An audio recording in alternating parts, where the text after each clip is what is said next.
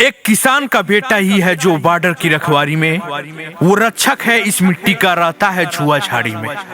फल फ्रूट सब्जी मक्खन और दूध दही का स्वाद मिले, एक किसान के दम पे जीवित हो, जो भोजन मिलता थाली में, जो भोजन मिलता थाली में। जय जवान जय किसान।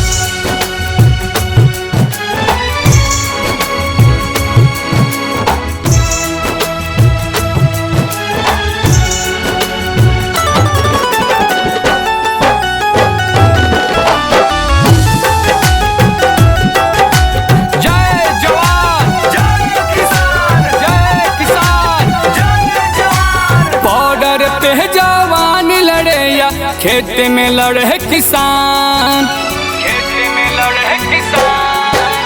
बॉर्डर पे जवान लड़े या खेत में लड़े किसान, बॉर्डर पे जवान लड़े या खेत में लड़े किसान।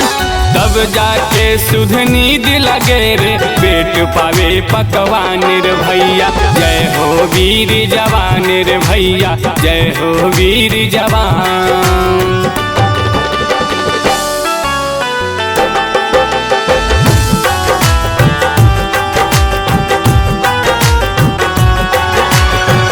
भारत माता की,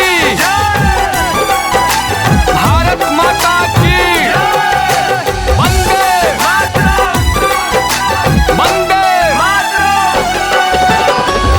को गर्व है इन वीरों पर, देख के इनको नमन करो।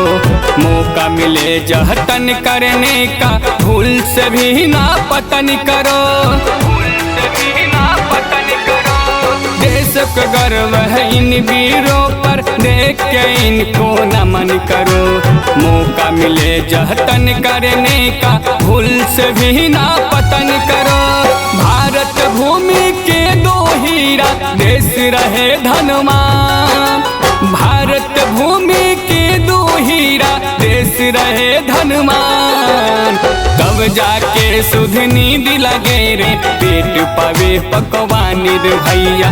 जय हो वीर जवान रे भैया, जय हो वीर जवान।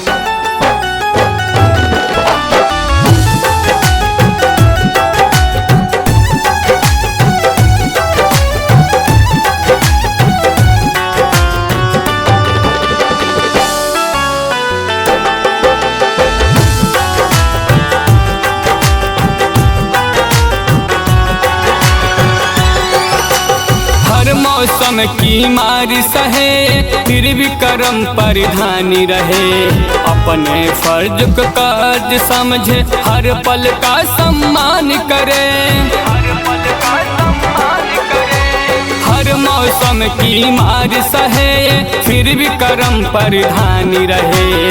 अपने फर्ज को कर्ज समझे, हर पल का सम्मान करे। आशीष राज मनोज अर्पण दिल से करे सम्मान। आशीष राज मनोज अर्पण दिल से करे सम्मान। तब जाके सुध नींद लगे रे पेट पावे पकवान रे भैया।